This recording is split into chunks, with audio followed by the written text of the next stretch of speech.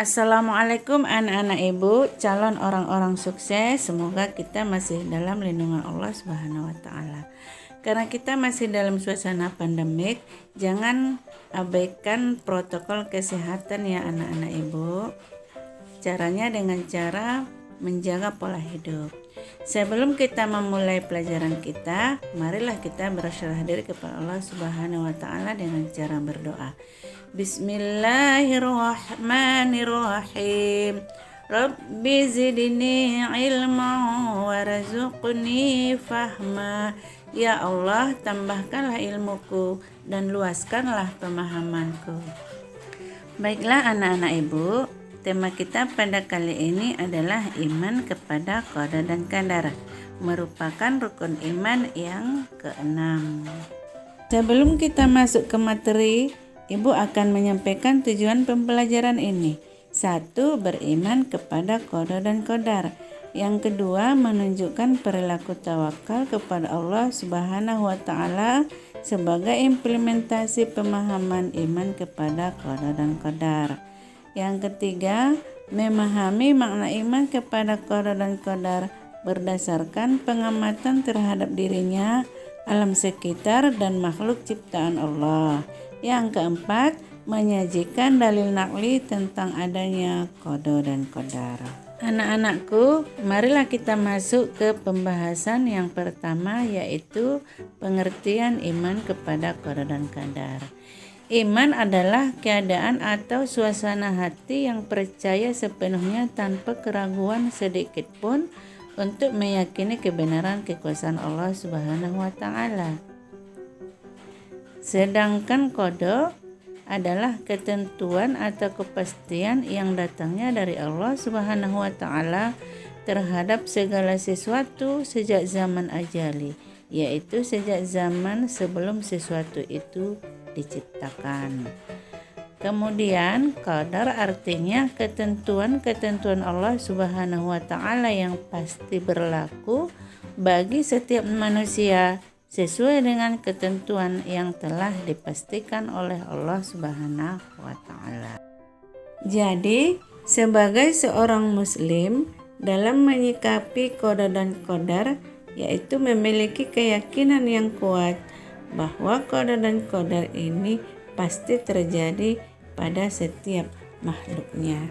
Berkaitan qada dan qadar dalam Islam adalah suatu kesatuan. Qada merupakan kehendak dan kemauan Allah Subhanahu wa Ta'ala, sedangkan qadar adalah perwujudan dari kehendak Allah Subhanahu wa Ta'ala.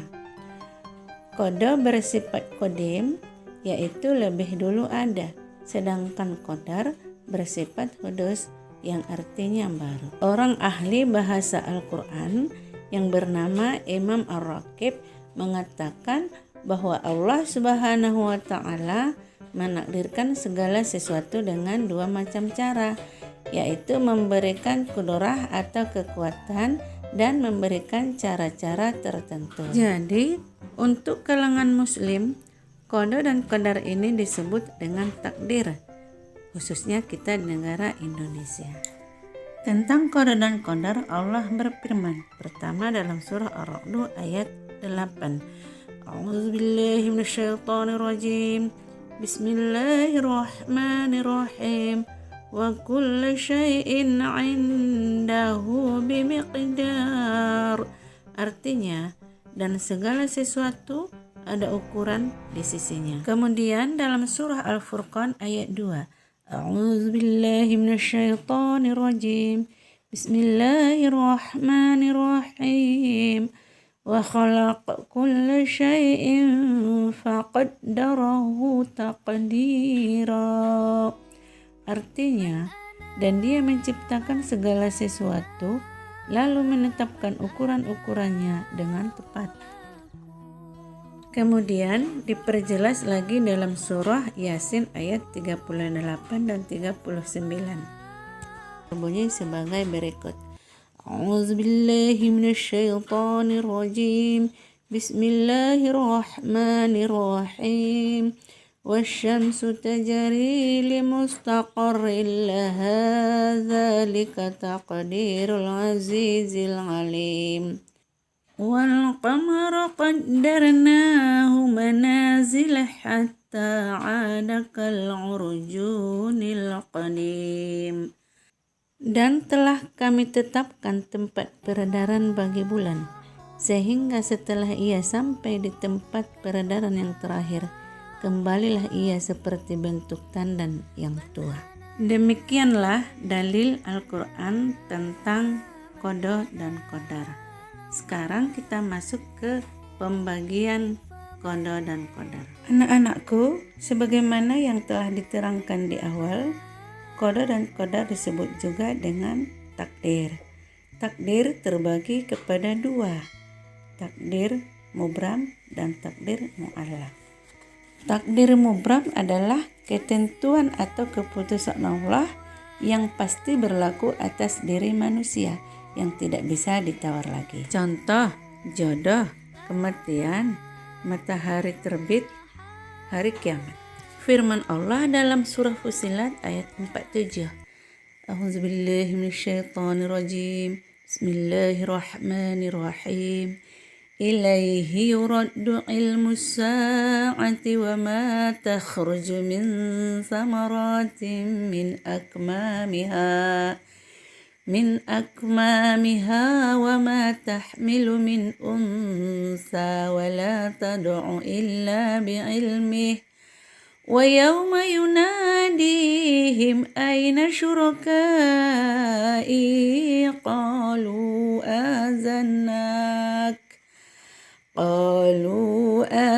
azannaka ma minna min syahid.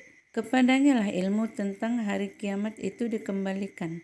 Tidak ada buah-buahan yang keluar dari kelopaknya, dan tidak seorang perempuan pun yang mengandung dan melahirkan, melainkan semuanya dengan sepengetahuannya. Anak-anakku, takdir yang kedua adalah takdir mu'allaq. Secara definisi, mu'allaq artinya digantungkan. Artinya, ketentuan Allah yang masih bisa dirubah melalui usaha, doa, dan tawakal. Jadi, kata mu'allaq adalah kata yang digambarkan atau yang ditanda. Dengan artian, takdir mu'allaq adalah takdir yang digambarkan, ditandai, dan bisa dirubah. Sebagaimana gambaran dan bisa dihapus atau diganti. Anak-anakku, contoh mu'allaq antara lain, kehidupan kita yang miskin akan bisa berubah kalau kita berusaha atau bekerja dengan sekuat tenaga. Contoh yang lain, anak-anakku, orang yang sakit insya Allah akan sembuh apabila dia berobat. Apakah obatnya obat tradisional atau yang lebih kita kenal dengan obat-obat herbal atau obat paramedis? Apabila kita mau berusaha, berdoa dan bertawakal, Allah menjanjikan sebagaimana dalam surah Ar-Ra'd ayat 11 yang berbunyi sebagai berikut. A'udzubillahi minasyaitonirrajim. Bismillahirrahmanirrahim. Innallaha la yughayyiru ma biqaumin hatta yughayyiru ma bi anfusihim. Sungguhnya Allah tidak akan merubah keadaan suatu kaum sebelum mereka merubah keadaan diri mereka sendiri. Jadi anak-anakku, kesimpulan dari pembelajaran kita ini adalah terkhusus kamu yang masih pelajar, kamu masih bisa merubah dari yang kurang rajin menjadi rajin. Dari yang kurang suka belajar menjadi suka belajar. Tentu harus disertai dengan usaha yang sungguh-sungguh. Anakku, dalam dunia ini tidak ada yang tidak mungkin kalau kita serahkan kepada Allah Subhanahu wa Ta'ala. Tapi jangan lupa, tentu harus disertai dengan ibadah, ya. Setiap pekerjaan itu adalah ibadah. Bukan hanya sholat yang ibadah, semua gerak-gerik kita yang bersifat positif, yang diawali dengan niat karena Allah itu adalah ibadah. Setelah itu kita serahkan kepada Allah Subhanahu wa taala dengan cara berdoa. Ya Allah, aku serahkan semuanya kepada la haula wala quwata illa billahil aliyil azim. Anakku, demikianlah pembelajaran kita pada kali ini. Semoga apa yang telah Ibu sampaikan banyak manfaatnya kepada kita semua. Billahi taufiq wal hidayah. Wassalamualaikum warahmatullahi wabarakatuh.